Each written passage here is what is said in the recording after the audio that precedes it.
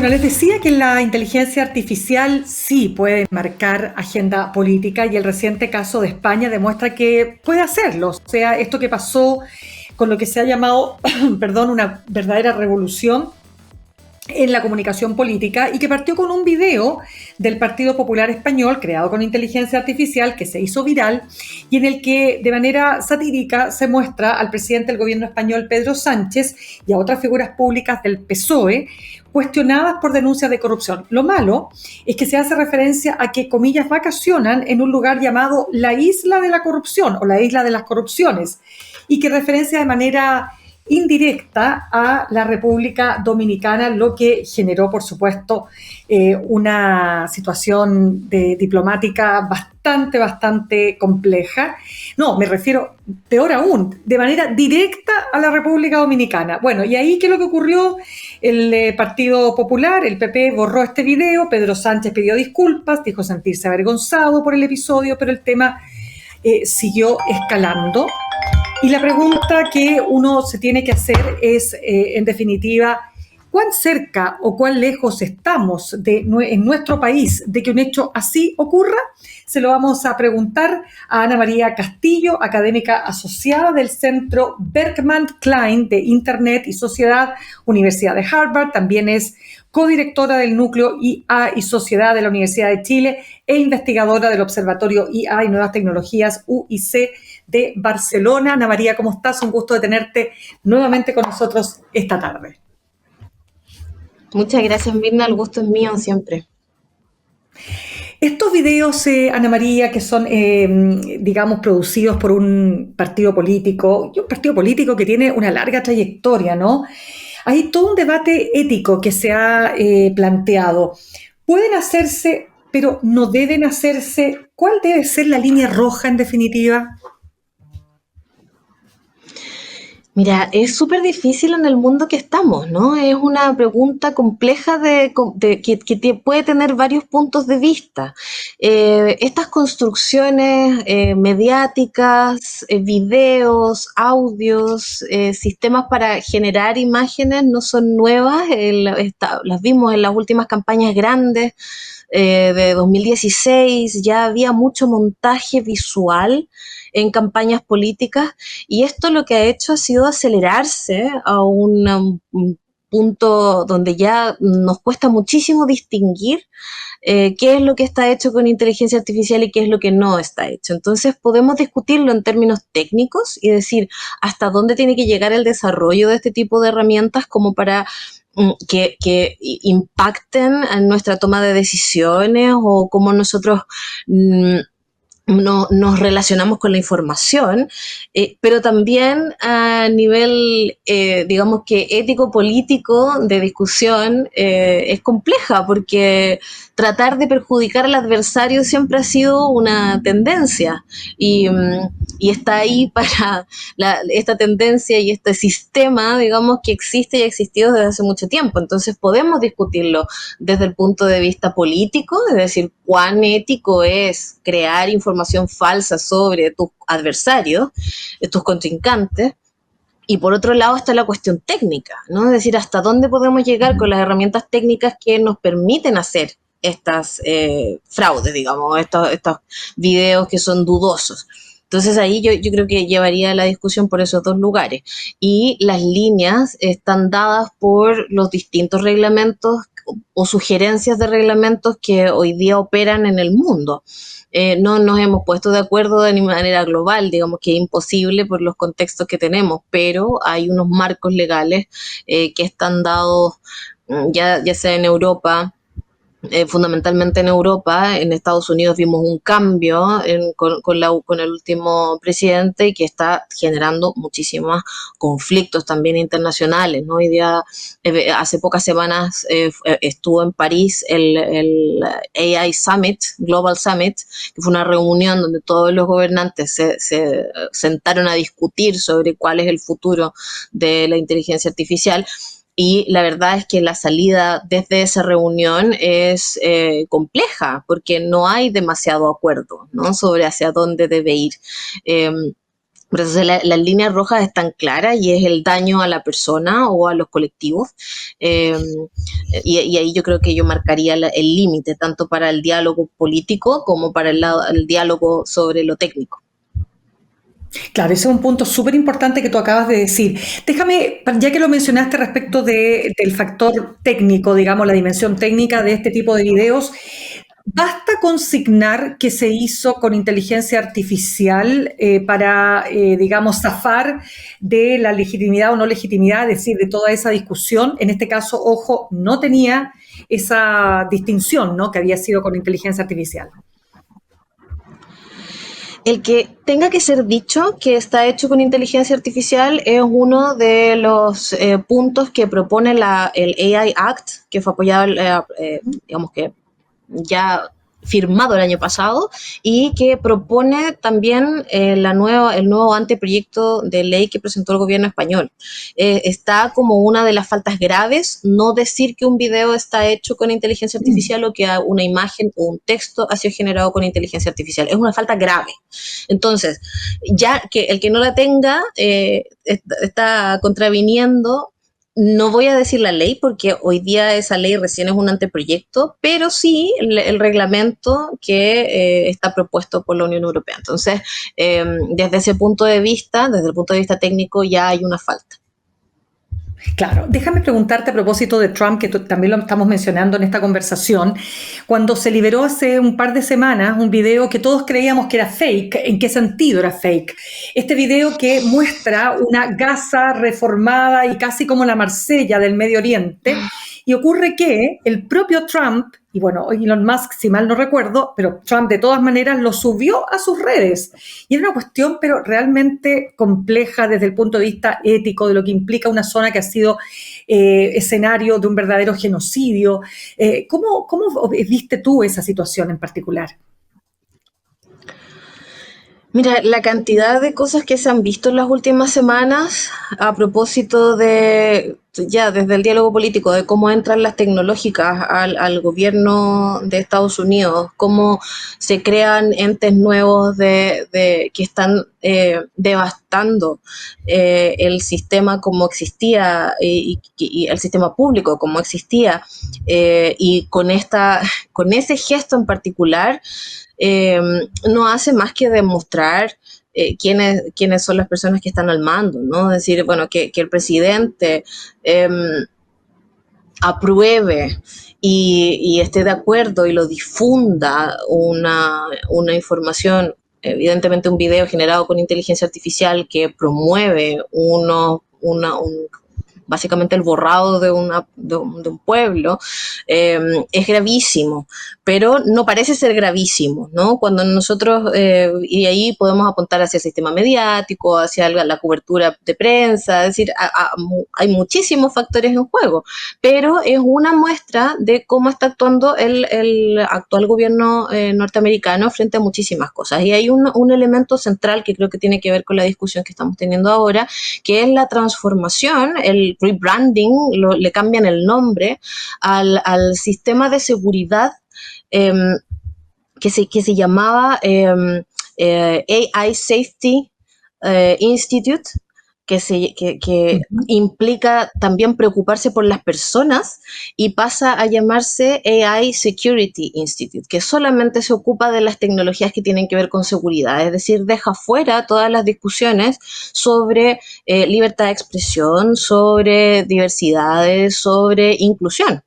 Que es lo que han hecho sistemáticamente en los últimos años, tratar de borrar todo beneficio hacia las personas de comunidades vulnerables. Esto está pasando a muchísimos niveles, está afectando al mundo público, a la gestión de salud, a la gestión de datos, a la academia, por cierto, es decir, salen listas de palabras vetadas para las líneas de proyectos de investigación. No se pueden mencionar muchísimos temas.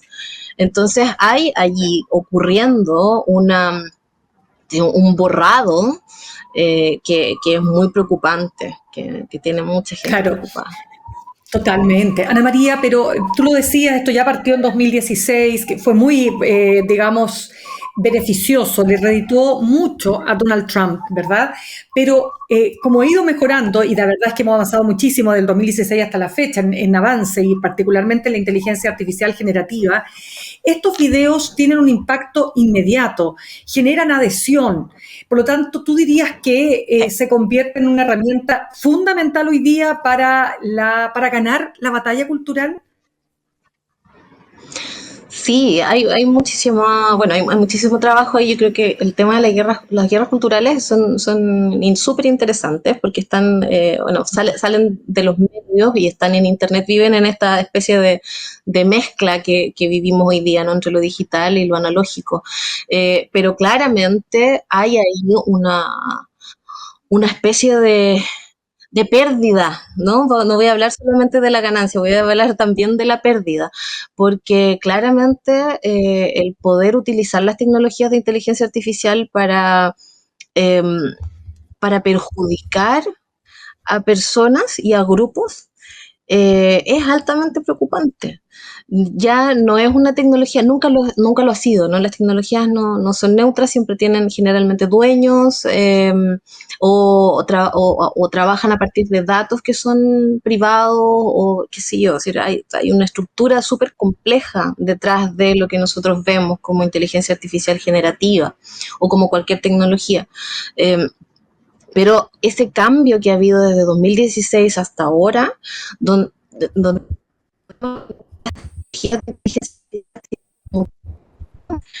peso y Perdona, Ana María, ¿me puedes repetir eso último punto? Ahí se cortó. El cambio que ha habido desde 2016 hasta ahora. ok. El cambio que ha Ahí habido sí. desde 2016 hasta ahora, el cambio que ha habido desde 2016 hasta ahora nos genera como pánico, porque es realmente grande el avance del impacto de la tecnología. Ya no estamos hablando solamente de generar un video que sale en las noticias y que aparece como increíble, ¿no? Por la capacidad que tiene de hacernos creer que es real, sino hoy día estamos interactuando constantemente con imágenes y que ya no importa si son reales o no. Tú lo mencionabas a propósito del caso de Trump, ¿no? Da igual si esa imagen fue creada por él o no fue creada por él, si fue creada por sus partidarios o si fue creada sin inteligencia artificial o con inteligencia artificial. Hoy día estamos en el debate de si importa realmente que algo sea verídico o no.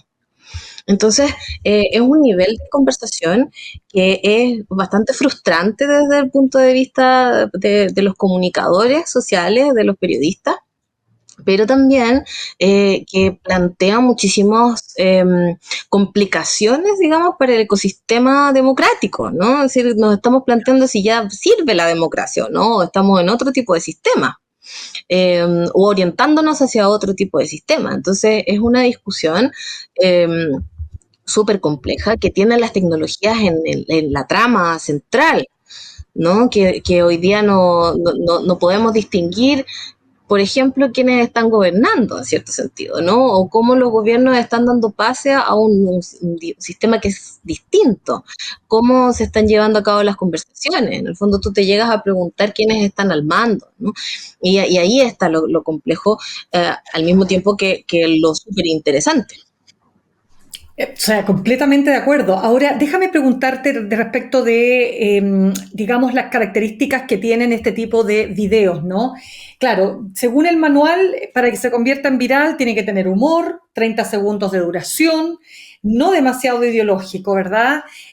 Con un lenguaje muy directo, muy enganchador y muy polarizante. ¿Cómo ves esa estructura? Porque pareciera ser que efectivamente es la estructura que ha permitido ese éxito que se busca, ¿no? Justamente, es una estructura muy básica que tiene que ver con la narrativa. Yo creo que ahí ese sistema de relato que hoy día está súper bien articulado y es básicamente el lenguaje de TikTok. Es que son Mm. 15 segundos donde tenemos que contar una historia que funcione y que es una historia que apela a lo netamente emocional. Nos está hablando de nuestra experiencia cotidiana, no nos está haciendo reflexionar. sobre nuestras posiciones políticas o sobre cuestiones éticas profundas, porque que son cosas que necesitan tiempo para pensarse. Hoy día vemos que el contenido tiene que durar 15 segundos, 30 segundos como mucho, y llamarnos la atención y poder dejar un mensaje que se queda, que se pega y que se replica. Entonces, esa actitud viral en la política también tiene mucho sentido. O sea, quienes triunfan, quienes son capaces de contar una historia muy rápidamente y que sea algo que apele a nuestra sensibilidad más profunda, que genere nuestro rechazo y nuestro odio, más que nuestra alegría, felicidad o sentimiento de plenitud o bienestar. Eso es la realidad, ese relato, el relato negativo, el relato de odio, el relato oscuro, digamos, o que nos despierta pasiones, o rabia, o la necesidad de enfrentarnos, es mucho más potente que un discurso positivo. Entonces, esos elementos que son elementos de relato, son elementos narrativos, están hoy día siendo pan de cada día para los creadores de contenido de campaña política también. Así, desligar los dos tipos de creación de contenido yo creo que no nos sirve para el análisis, que hoy día ese análisis tiene que ser conjunto, es decir, cómo se está contando la historia, cuáles son las cosas que se están omitiendo, cuáles son las cosas que se están relevando. En ese discurso está todo. No, absolutamente. Conversamos a esta hora con Ana María Castillo, académica asociada del Centro Berkman Klein de Internet y Sociedad, Universidad de Harvard, también directamente desde España. Ana María, cuando hablamos de que estamos en un año electoral, la verdad es que todos los años, en los últimos años han sido electorales, pero este es el año donde se elige un nuevo presidente, donde vamos a tener elecciones parlamentarias, por lo tanto, va a haber una pulsión y un interés, por lo menos de algunos partidos políticos, ¿no?, de copiar este modelo. ¿Qué tan puede ser, digamos, valorable por parte del electorado o del potencial elector este tipo de estrategias comunicacionales? Yo creo, lamentablemente, que esta forma de llamar la atención del electorado es muy beneficiosa para los partidos políticos que la aplican. Es lamentable, digo, porque en general es usada en desmedro de la ciudadanía, no en su beneficio. Cuando tú le mientes a alguien para convencerlo, entonces probablemente hay un fallo desde la base de la comunicación. Pero lo cierto, lo que se ha visto en las últimas elecciones es que esto parece no importar. Y por eso hablaba hace unos minutos atrás acerca de la necesidad de poder hablar sobre lo verídico de una información, sobre la trazabilidad de la información, y que es algo aburrido, y ese es el problema, ¿no? Decir alfabetización mediática e informacional, que es lo que promueve la UNESCO, es aburridísimo. Entonces, ¿cómo? Y yo creo que ahí está el gran quid, ¿no? De que para todos es tratar de usar los mecanismos que sí son llamativos, que sí ganan electores, que sí conectan realmente con la gente, pero de manera ética, ¿no? De manera transparente, de manera abiertamente sana. Yo creo que allí incorporar esa manera de conversarlo también es importante, porque Claro, no y podemos ahí seguir hablando solamente desde lo aburridísimo. exactamente. Ahora, hay un componente y hay un ingrediente en esta conversación que es fundamental y es el miedo. O sea, cuando tú explotas el miedo natural de las personas, sobre todo en un país donde hay hechos que te dejan muy afectado, como el crimen de esta pareja, de este matrimonio en Graneros, ¿no? Como los crímenes que ocurren todos los días. Bueno, eso genera un estado de ánimo y este tipo de productos comunicacionales explotan ese estado de ánimo.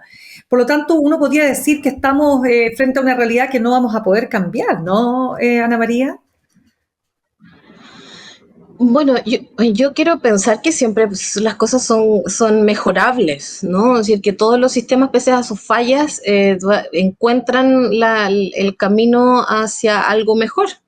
Esto es lo que quiero pensar. El problema con este sistema de creencia y pensamiento es que es eso. Es decir, si yo ante la evidencia, si analizo la evidencia, es que efectivamente, históricamente, el miedo le ha ganado al resto de los sentidos, digamos, no quiero solamente usar el sentido común.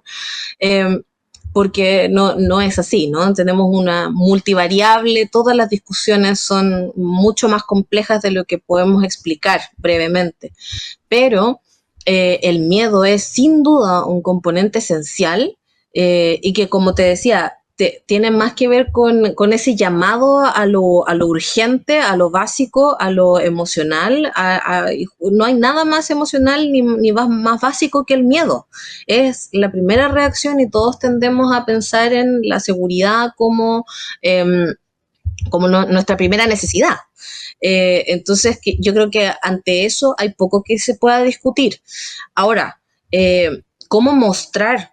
Yo creo que son los datos, las cifras, las acciones, lo único que puede contrarrestar esa primera sensación de tener ganas de rendirse al miedo, ¿no?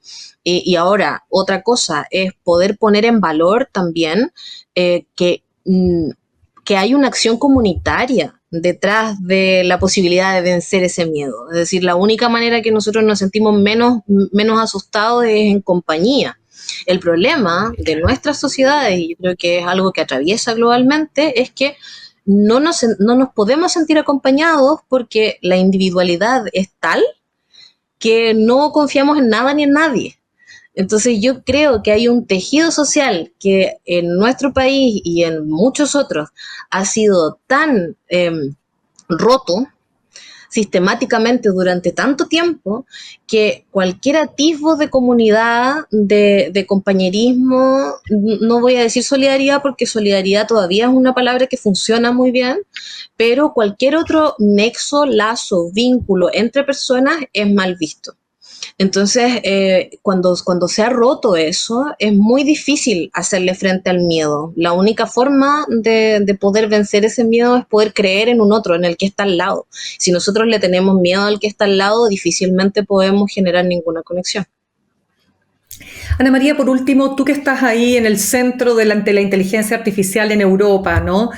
¿Cómo se está viendo particularmente el rol que está jugando, bueno, que están jugando las grandes tecnológicas en Estados Unidos, pero sobre todo con Elon Musk, ya no solo como un magnate de las telecomunicaciones, sino que además como un integrante del gobierno, con un montón de conflictos de intereses, por supuesto?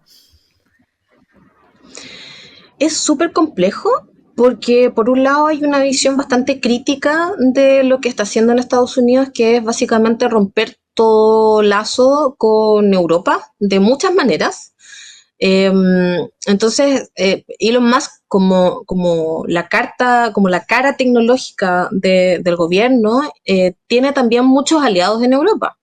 Ha tenido conversaciones con los partidos de extrema derecha en Alemania, es decir, es un personaje que está constantemente rondando eh, la idea de estar en o de como su forma permee todo, ¿no? Entonces, es complejo porque es una discusión constante y una discusión que se da también porque aquí hay varios años de elecciones también, ¿no? Hay muchas elecciones dando vueltas. Entonces, si Elon Musk sale de Estados Unidos y viene a Alemania a tratar de ganar también adeptos para su forma de hacer. Y eso genera tensiones, por supuesto, porque hay algunos países que están por ejemplo, hacer la IA más beneficiosa para los seres humanos a través de una serie de regulaciones que permitan que los malos usos o las malas aplicaciones de la inteligencia artificial tengan consecuencias negativas para esas empresas, versus un Elon Musk y otros, como el vicepresidente de Estados Unidos, por ejemplo, que se une al presidente de Francia, entre otros, para decir que la hiperregulación o la sobreregulación de la inteligencia artificial lo que hace es dañar la innovación. Entonces te encuentras con la misma discusión que teníamos hace 6 años o 7 años atrás, de regulación versus innovación, cuando no deberían ser conceptos que estén opuestos, ¿no? Y mucha investigación ha dicho que se puede hacer innovación regulando. Entonces, hay que buscar nuevas formas de regulación, probablemente, regulaciones mucho más adaptadas al contexto. Por ejemplo, siempre se toma como faro, digamos, la Unión Europea, pero muchos países en el mundo tienen legislaciones más parecidas de acuerdo a sus contextos y no necesariamente mirando la GDPR u otros sistemas de regulación europeos. Entonces, yo creo que hubo una discusión que insiste en darse, pero que tiene más bien complicaciones políticas que no regulatorias. Es decir, la gente busca o los países buscan adaptar sus legislaciones a sus contextos. Evidentemente, así debe ser. El asunto es que se intenta pensar como que lo que dice Estados Unidos o lo que dice Europa va a mandar a todo el mundo, y en realidad no, la realidad dice que no es así. Ya, pues Ana María Castillo, académica asociada del Centro Berkman Klein de Internet y Sociedad de la Universidad de Harvard, también codirectora del Núcleo IA y Sociedad de la Universidad de Chile desde Barcelona. Gracias por haber estado una vez más con nosotros. Gracias a ustedes, muchísimas gracias por la invitación. Gracias.